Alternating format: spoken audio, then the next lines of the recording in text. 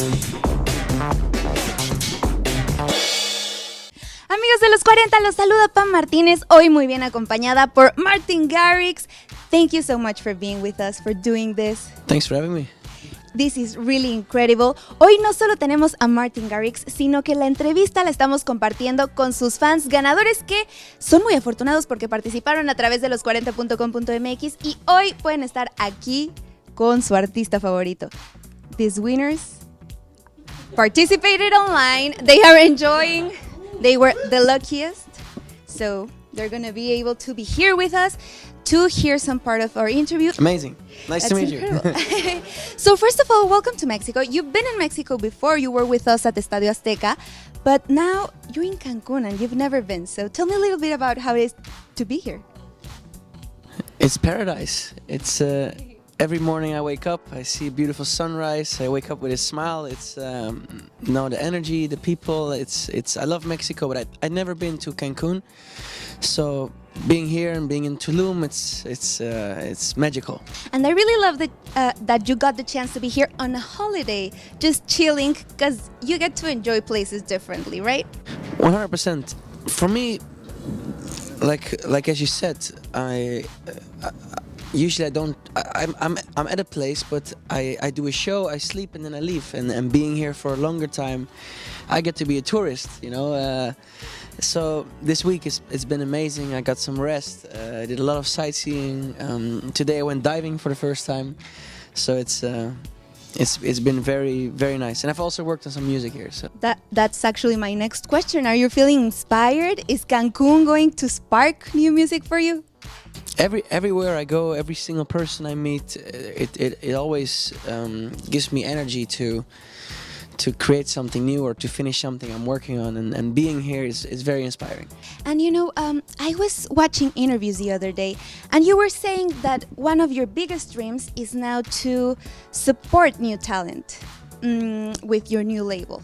So how does that talent come to you? How do you know if an artist has potential?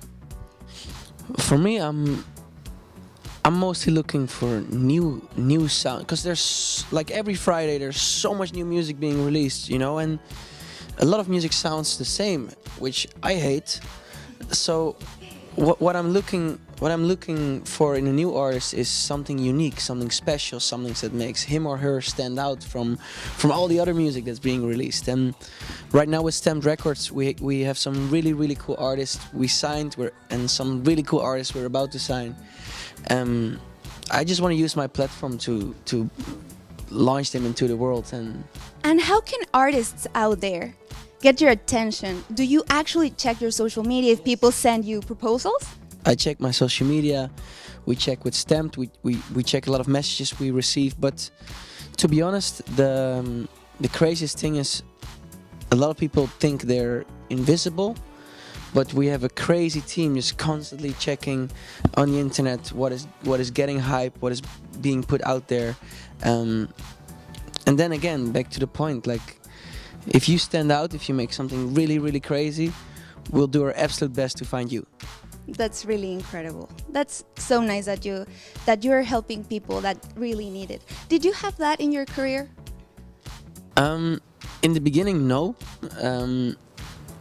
It was I was basically it felt like I was sending emails to myself because I would never get a response. But now listening back to the songs that I was sending out, I'm like, why did I bother people? Oh my God, no, it can't be. I'm sure they were good. No, the ideas were good, but the way it was produced was not. Like, I still learn every day, you know, and I spend so much time on stalking record labels. Well, if I put all the time into producing and getting better at that time, it would have been different. But what I'm trying to say is, put all the energy from that you give on stalking labels. And of course it's important to get your music out there, but I was doing it so much and getting zero response, and it was making me feel sad. I was like, well, am I doing the right thing or no? Yes. And then at one moment the label found me, which was like, I sent you guys so many emails, and then you came to me. Yeah, and they didn't even come because of the songs I sent them. It was via they heard that I made certain songs.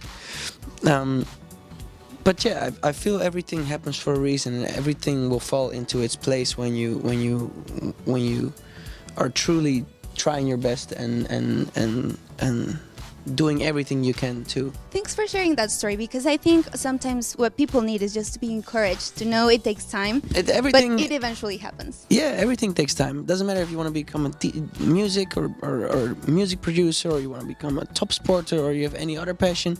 Nothing comes like this, you know. And after all these years, something that hadn't happened to you was a severe injury as the one you had this year.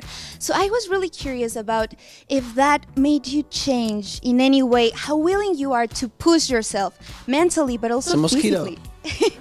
Cancun. Cancun, yes.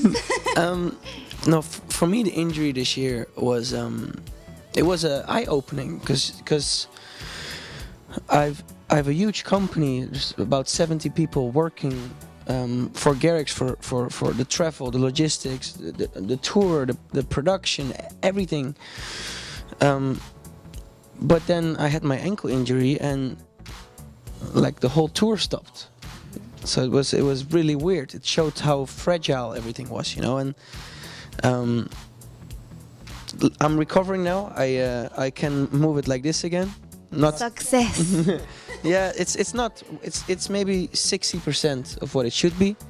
So I'm doing a lot of physiotherapy and in getting the movement back. But I think maybe it was good. I got a month of relaxation. I got to work on a lot of new music. I actually created a new single, "Used to Love" with Dean Lewis that particular month. You did. Yeah. So of course it was, but. True, he was with you at the hospital actually, right? No, but 3 days after the hospital, after the surgery, he was in Amsterdam. So we started like working on the lyrics together, and while I looked like a pirate on one leg, we were recording the song and finishing the writing, and then before I went on tour, like the song was 95% done. So it was a good way to spend the amount of free time that I suddenly had. It was actually good, and the song is amazing. And Dean is not actually known for collaborating much. So how did that happen? That's a crazy story. I heard his voice, and I looked at his tour dates. I was like, man, this guy's got a crazy voice. Let me see if he's in Amsterdam soon. And then I saw his Amsterdam show dates, and I put them in my calendar. But then I got shows booked, so I was like, oh fuck, I can't work with him. And then I had my ankle injury, and then I looked in my calendar and it said Dean Lewis, Amsterdam. I was like, well, things happen for a reason. Yeah. I was like, I'm home now. So I sent him a message like, hey man, I might sound like a crazy person, but I just had I'm about to have surgery. I'm gonna be home, but I really want to work and stay in my guest house. And we'll work on finishing the song together. And it was always like, you never know if you're gonna like someone, if it's gonna be like weird. And the moment we met, it was the craziest, funniest, best energy, and we made the song together. That's really good that you guys clicked so much. Now that you mentioned that you're a fan of a lot of artists, is there a song you've heard lately that is so good you wish it was yours? Ooh. I love Flume with Levitate. That's I love Flume in general. I actually saw him at the airport like a week ago. Really? Yeah, he was playing a festival in Mexico. Yeah. Corona. Yeah. So it's funny. I was at the airport and I'm like, no, and we all know each other because we've been touring a lot together, and so that was fun. But he has a song called Levitate, and I've been listening to it nonstop. It's unique. And I like unique sounding music. Yeah, so you've mentioned. That's great. I really love that. And one of other exciting projects you have coming up next is you're doing the official song for the UEFA 2020. So first of all, how did that come to be? It's the craziest and biggest project I've done in my life. Really? I think they're gonna. That's a huge thing to say. I think they're gonna display it to at least 3.5 billion people. So my mind can't really wrap. Yeah, but no, it's I'm a huge football fan myself, and to be asked for such a big tournament to do, I'm making the anthem, and I did it with a huge act. I can't say with who yet, but we're gonna announce it, I think, in February, March, and that was already special. But for this tournament, I had to make the anthem, but also the music for when the players walk on the field, for when they score a goal, for every time you turn on UTV. We have visitors. Gecko. Yeah, that's true. Every time you turn on the TV and the tournament starts, you hear like the jingle, like the TV break. So I had to make all these things, and it was crazy. It took a lot of time, but now we recorded a whole orchestra, and looking back at everything, it's I just can't wait to watch the tournament and hear all the music. And Okay, so I know you can't give us much details, but is it done? everything's done. I'm saying like all the TV sequences, and for whenever the players walk on the field, all that is done. The actual song I still have to mix and make it sound a little bit. I have to properly mix it and make it sound good. But like it's like the whole idea, everything is done. It's done. That's really impressive, and it's much more than I knew you were doing. No, it's crazy. It was like when we started talking about it, and then they put me in charge. I was like, What am okay. I gonna do? But now, like looking back at how everything turned out, I'm really happy, really excited, and really proud.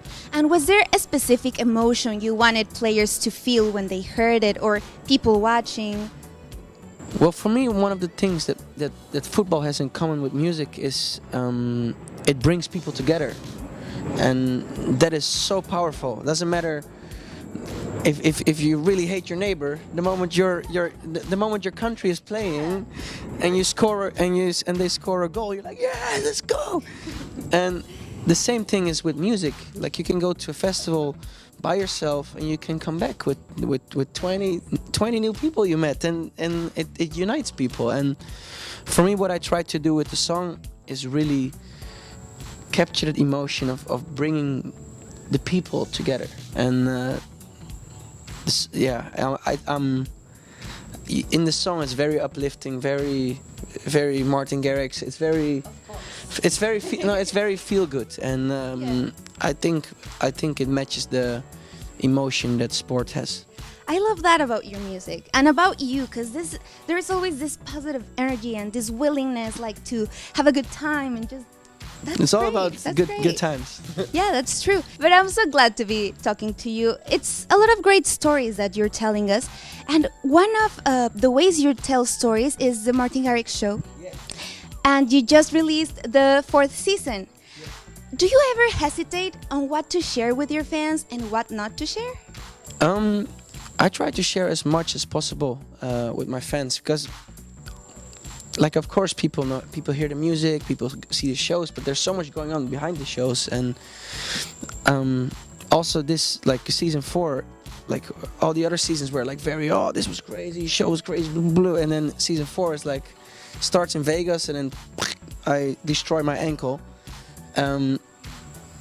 But I think it's really cool for the fans to see how it actually happened, why we had to cancel shows. Of course, it's not fun to see, but it's interesting, and it's also part of life. You know, it can't go great all the time. So I'm really excited about this new season. There's some really, like, the whole process of creating Used to Love is documented, is recorded. So that's part of the season. There's some also the UEFA, how we prepared for it with the orchestra recording and everything. So I'm very excited. That's really exciting to see. And it's fortunate to have a camera following you in those kinds of moments. Were there moments in which you wish you weren't being followed? If I don't want to be filmed, I ask my camera guy, "Hey man, like, need some time." And my team, they know me. Just maybe they know myself better than I know myself. Like they know exactly when I don't want to be filmed, when I need my private time. But I'm very open. Like, but whenever I need my alone time, 99% of the time I don't even have to say it. They just turn the camera off and they're like, "Oh, no." It's really awesome to have people like that surrounding you. This is a second for team appreciation. Great.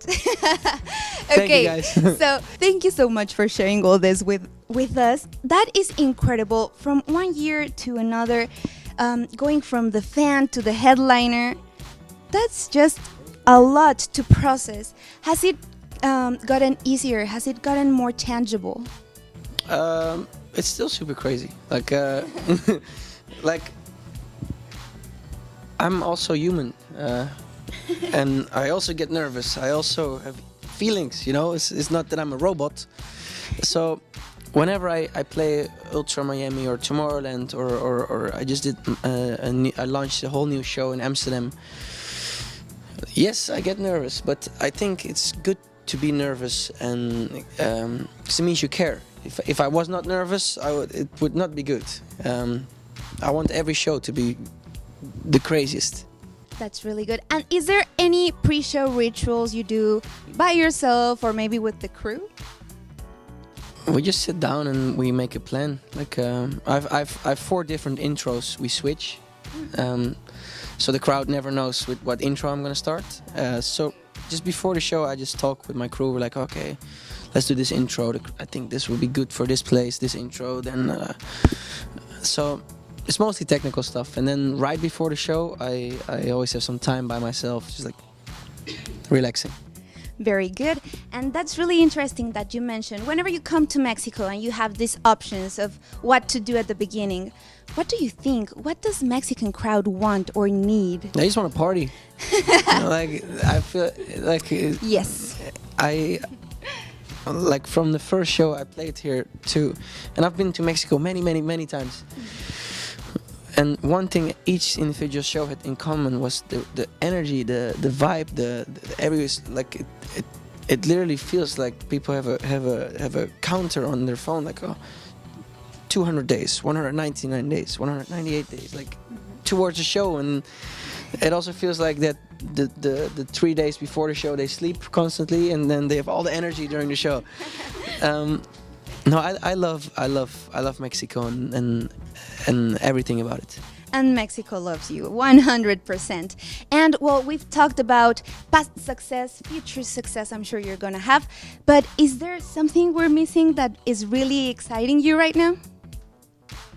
I'm just excited about everything. Like